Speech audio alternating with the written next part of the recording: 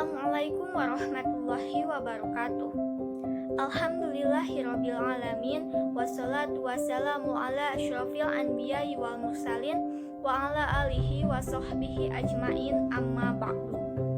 Pertama-tama marilah kita panjatkan puji dan syukur kehadirat Allah Subhanahu wa taala atas segala rahmat dan hidayahnya. Tak lupa sholawat serta salam kita limpah curahkan kepada Nabi Agung Muhammad SAW yang kita nantikan syafaatnya di akhirat nanti. Pada kesempatan ini saya akan menjelaskan mengenai ibadah sebagai aktualisasi ketakwaan. Sebelumnya izinkan saya memperkenalkan diri terlebih dahulu. Nama saya Cindy Nabila dari kelas 1A Program Studi D3 Keperawatan UPI Kampus Daerah Sumedang. Seperti yang saya telah sebutkan tadi, bahwa di sini saya akan menjelaskan tentang ibadah sebagai aktualisasi ketakwaan yang terdiri dari satu makna ibadah, klasifikasi ibadah, fungsi ibadah, syarat diterimanya ibadah, dan prinsip ibadah. Pembahasan yang pertama adalah makna ibadah. Apa itu ibadah? Ibadah menurut bahasa atau etimologis adalah diambil dari kata ta'abud yang berarti menundukkan dan mematuhi. Seperti dalam perkataan thoriqun mu'abbad, yaitu jalan yang ditundukkan yang sering dilalui orang. Ibadah juga bermakna taat atau al-to'ah, tunduk atau al-khudu, dan pengabdian atau al-tanasuk. Ibadah dalam bahasa Arab berasal dari kata abda yang berarti menghamba. Kemudian pengertian ibadah menurut istilah, yaitu at-taqarrubu ilallah bimtisali awamirih wajtinabi nawahihi wal a'mali bima adina bihi syar'i. Yaitu ibadah merupakan mendekatkan diri kepada Allah Subhanahu wa taala dengan cara mengerjakan segala perintahnya dan menjauhi segala larangannya dan mengamalkan segala yang diizinkan Allah Subhanahu wa taala.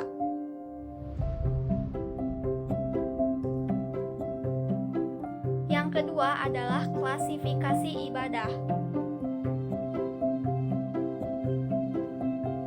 Secara garis besar, ibadah dapat dibagi menjadi dua, yaitu ibadah khosoh atau khusus, atau dapat pula disebut ibadah mahdoh atau ibadah yang ketentuannya pasti, dan ibadah ammah atau sunnah. Apa itu ibadah khosoh? Ibadah khosoh adalah ibadah yang ketentuan dan pelaksanaannya telah ditetapkan oleh nas dan merupakan sari ibadah kepada Allah Subhanahu wa taala. Contoh dari ragam ibadah mahdoh lebih condong kepada ritualistik seperti sholat, puasa, zakat, haji, akikah, kurban, dan sebagainya. Ibadah mahdoh bersifat taken for granted, yakni menerima sebagaimana adanya tanpa perlu bertanya kenapa dan tidak diperkenankan berinovasi. Kemudian ada ibadah ammah atau sunnah, yaitu semua perbuatan yang mendatangkan kebaikan dan dilaksanakan dengan niat ikhlas karena Allah Subhanahu wa taala.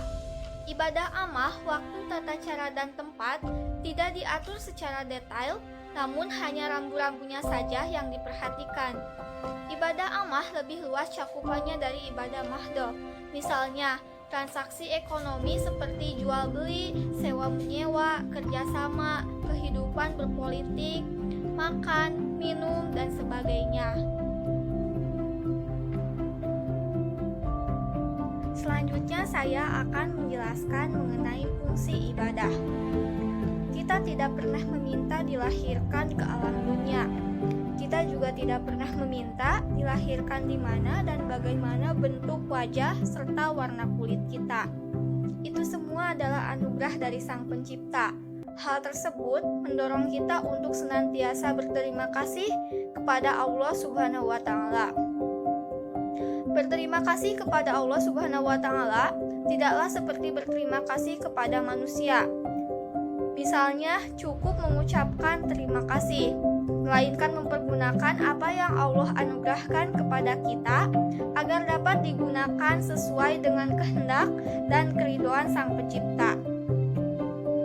Perbuatan manusia yang senantiasa berterima kasih kepada Allah itulah yang disebut ibadah. Untuk memudahkan manusia menyalurkan fitrahnya kepada Allah, maka Allah mengutus para nabi dan rasul untuk menyampaikan suatu risalah, bagaimana seharusnya manusia berterima kasih kepadanya, yakni dengan menjalankan serangkaian tata cara ibadah. Begitu juga Allah Subhanahu wa Ta'ala menciptakan manusia dengan salah satu tujuannya, yaitu semata-mata untuk beribadah kepada Allah. Hal ini bukan berarti Allah butuh kepada ibadah kita, tetapi karena kasih sayang dan maha tahunya Allah akan kebutuhan manusia. Yang selanjutnya saya akan menjelaskan mengenai syarat diterimanya ibadah.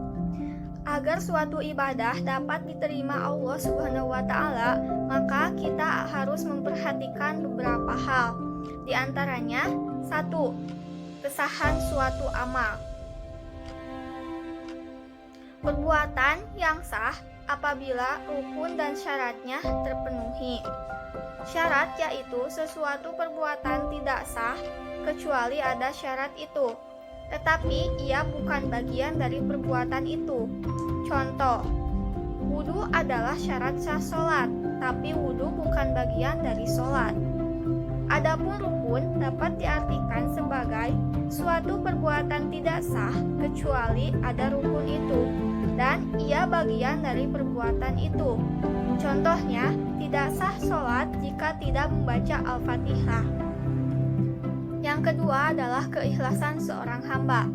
Melakukan sesuatu perbuatan harus dengan motivasi mengharap ridho Allah, sehingga tidak terbersit dalam hatinya mengharapkan atau bergantung pada pandangan manusia, sehingga jatuh pada perbuatan riya, di mana riya merupakan syirik kecil.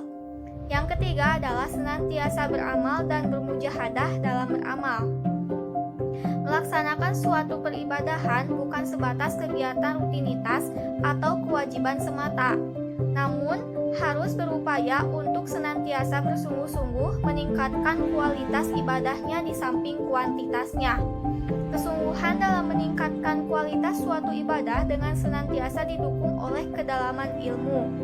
Keempat adalah ittiba, artinya mencontoh atau sesuai dengan tuntunan Rasulullah Shallallahu Alaihi Wasallam. Yang kelima adalah melaksanakan pesan moral. Diterima tidaknya ibadah seseorang sangat bergantung juga sejauh mana kita memahami pesan moral atau nilai-nilai yang terkandung di dalam ibadah itu untuk diaktualisasikan dalam kehidupan sehari-hari sebagai wujud dari ketakwaan kita kepada Allah. Contoh, bahwa sholat bukan sebatas gerakan yang diawali dari takbir dan diakhiri oleh salam, melainkan kemampuan diri dalam mencegah perbuatan keji dan munkar dalam kehidupan sehari-hari.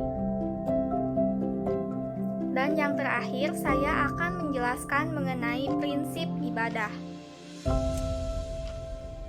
Ada beberapa prinsip dalam melaksanakan ibadah agar ibadah yang dilaksanakan terasa ringan. Di antaranya, 1. Hub atau cinta. Dalam hal beribadah, seharusnya kita beribadah didasarkan pada rasa cinta dan keikhlasan seorang hamba kepada penciptanya, bukan amal karena ingin balasan surga.